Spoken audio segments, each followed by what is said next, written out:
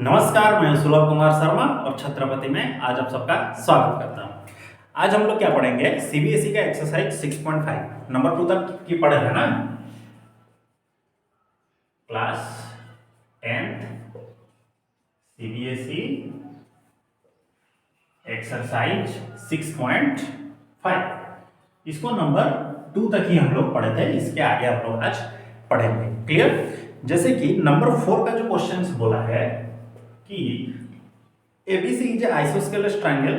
Okay, ABC जो है एक आइसोस्केलस राइट एंगल ट्रायंगल है, is an isosceles triangle right angle at C ये हो गया AB, ये 90 डिग्री है, इसके साथ ये सेम है। तो आपको प्रूफ करके ये बताना है कि AB का स्क्वायर इक्वल टू AC का स्क्वायर। ठीक है, इसको आपको प्रूफ करके बताना है। चलिए ठीक है, यू की एक राइट एंगल ट्रायंगल है। चलिए in triangle ABC angle C का वैल्यू कितना है? 90 डिग्री और AC इक्वल टू BC, ये दो चीज गिवन है। तो हम लोग क्या जानते हैं? AB का स्क्वायर इक्वल टू AC का स्क्वायर प्लस BC का स्क्वायर। ठीक है, तो AB का अगर स्क्वायर को हम लोग लिखना चाहें, ठीक है, AC का मतलब क्या? AC को रहने दीजिए, BC की जगह पर हम लोग AC लिख सकते हैं कि नहीं? इक्वल टू AC का स्क्वायर, तो ट्वाइस ऑफ AC का स्क्वायर, AB का स्क्वायर। ठीक है, दिस इज प्रूव हो गया। यहां पर आप लिख दीजिएगा AC इक्वल टू BC, जो कि गिवन है। प्रूव हो गया कि नहीं? ऐसे ही करना, ज्यादा कुछ टॉप लेवल के क्वेश्चन आंसर्स नहीं है। 6 नंबर का क्वेश्चन को देखिए।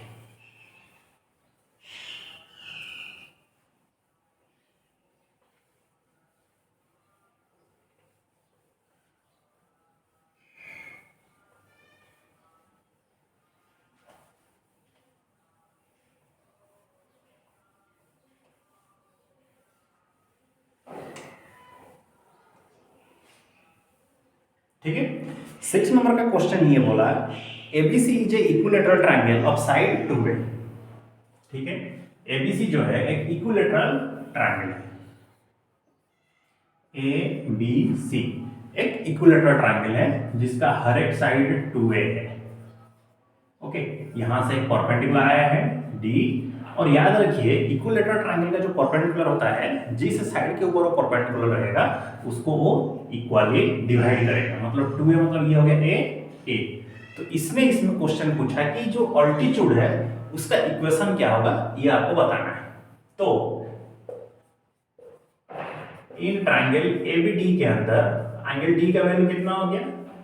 90 डिग्री। तो AB का स्क्वायर इक्वल टू BD का स्क्वायर प्लस AD का स्क्वायर। हमको AD चाहिए, तो AD का स्क्वायर AB का स्क्वायर माइनस BD का स्क्वायर। तो सिर्फ AD का जो स्क्वायर है वो किधर जाएगा? AD का जो स्क्वायर है, तो AB का वैल्यू कितना दिया है? 2a का स्क्वायर माइनस a का स्क्वायर। तो ये हो गया 4a का square minus a square, that is 3a square. तो सिर्फ AD equal to root over of 3a square, that is root 3a। Proved कि नहीं? तो यही उसका फॉर्मूला होगा।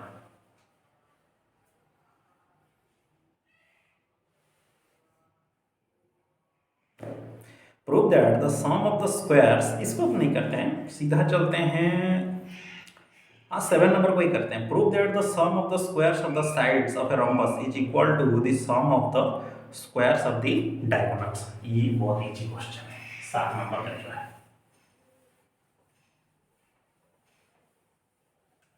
उसने बोला एक स्क्वायर है, ओके, और उसका जो साइड्स हैं वो जो होंगे, ये आपको ये प्रूफ करके बताना है कि कोई भी जो स्क्वायर्स होगा, prove that the sum of the squares of the sides of a rhombus, एक रोम्बस है और उसके साइड्स के जो स्क्वायर्स होंगे, जैसे कि A B C और ये D, ये मान लीजिए। क्लियर? हमको ये प्रूफ करके दिखाना है कि AB का स्क्वायर कौन सा नंबर है?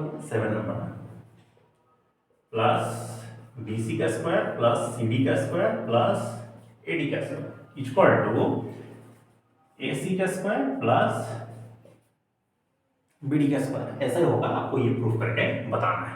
चलिए हम लोग चलते हैं ट्राइंगल के अंदर। हम लोग जानते हैं जो रंबस के जो डायगोनल्स होते हैं एक दूसरे को इक्वली और परपेंडिकुलरली डिवाइड करते हैं। मतलब क्या, ये लाइन के साथ ये लाइन सेम है और ये लाइन के साथ ये लाइन सेम है। ठीक, तो इन ट्राइंगल AOB के अंदर एंगल AOB का वैल्यू कितना है? 90 डिग्री। क्लियर? OA जो है ये हाफ ऑफ AC है, OB जो है ये हाफ ऑफ BD है। क्लियर? अब चलते हैं उस ट्राइंगल के अंदर AB का स्क्वायर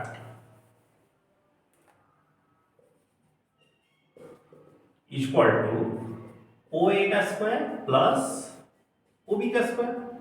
तो ये AC बाई जो 2 है इसका स्क्वायर होगा और BD बाई जो 2 है इसका भी स्क्वायर होगा।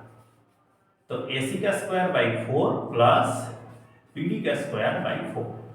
ओके, तो 4 आप एलसीएम ले लीजिए, AC का स्क्वायर प्लस BD का स्क्वायर, AB का स्क्वायर दैट इज AB का स्क्वायर। तो 4 इंटू AB का स्क्वायर इक्वल टू AC का स्क्वायर या तो ये BD का स्क्वायर। ठीक है, और 4AB का स्क्वायर को हम लोग क्या लिख सकते हैं? AB का स्क्वायर प्लस AB का स्क्वायर प्लस AB का स्क्वायर प्लस AB का स्क्वायर, AC का स्क्वायर और ये हो गया BD का स्क्वायर। तो ये जो AB है हम लोग जानते हैं रंबस के हर एक साइड सेम होते हैं।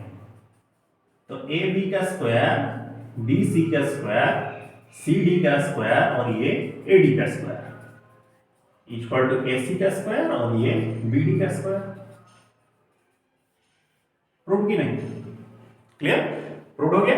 यही प्रूफ करना था ना। चलिए ठीक है, तो आज आप लोगों का यही होमवर्क है कि एक्सरसाइज 6.5 1 से लेकर 7 तक इसको कंप्लीट करके रखिएगा। क्लियर? तो मिलते हैं हम लोग अगले क्लास में, तब तक के लिए सी यू नेक्स्ट।